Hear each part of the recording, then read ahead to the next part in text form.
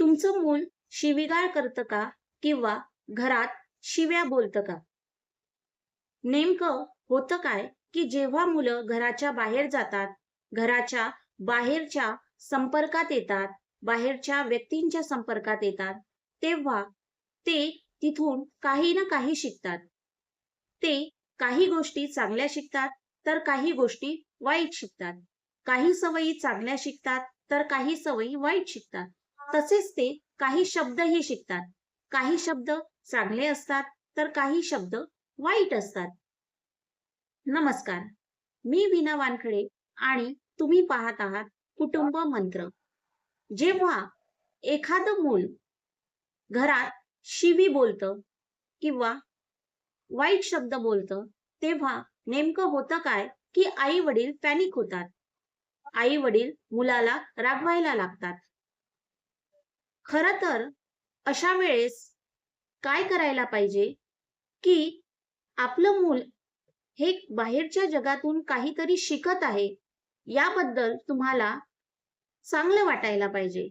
पण जेव्हा एखादं मूल शिवी बोलतं घरात, तेव्हा पॅनिक न होता, काहीही न बोलता, कधी-कधी तर अशी स्थिती असते, की आई-वडील मुलाला असं बोलून जातात, की "तू त्या मुलाबरोबर राहतो आहे, त्याच्या सोबत राहतो आहे, त्यामुळे तू बिघडत चालला आहे.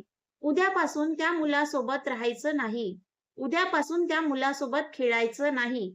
आणि कधी-कधी तर त्याला घराबाहेरच पाठवत नाही. पण आपल्याला असं करायचं नाहीये. कारण जर मुलं घराच्या बाहेर गेलेच नाही, तर घराच्या बाहेर काय चालू आहे, जग कसं आहे, त्यांना कसं वापरायचं आहे, हे कळणारच नाही ना. आणि ते खरंच प्रगती करतील का? नाही ना.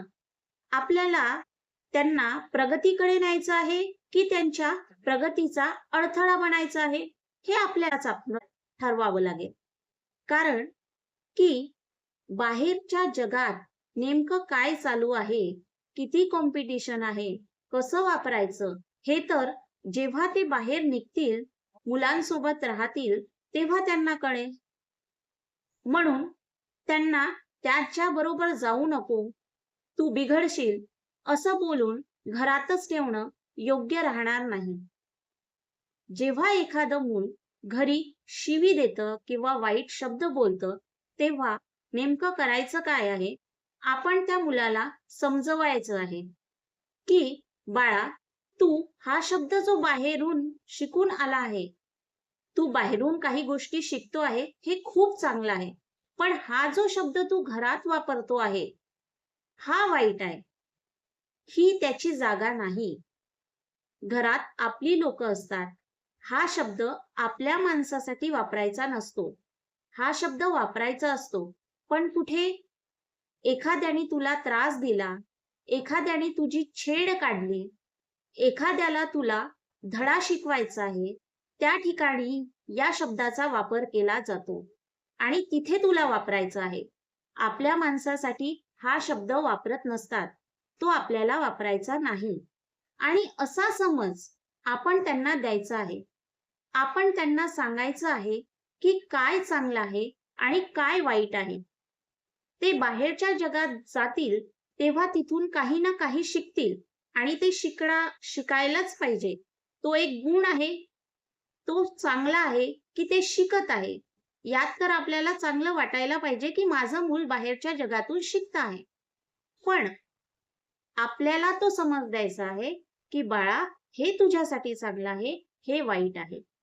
आणि जेव्हा आपण त्यांना विरोध न करता समजावून सांगू, की काय चांगलं आहे, तेव्हा ते मुलं ऐकतील, समजून घेतील आणि हेच आपल्याला करायचं आहे.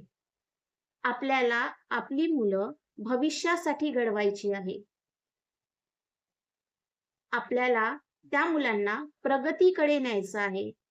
आपल्याला त्यांच्या प्रगतीचा अडथळा बनायचं नाही आहे.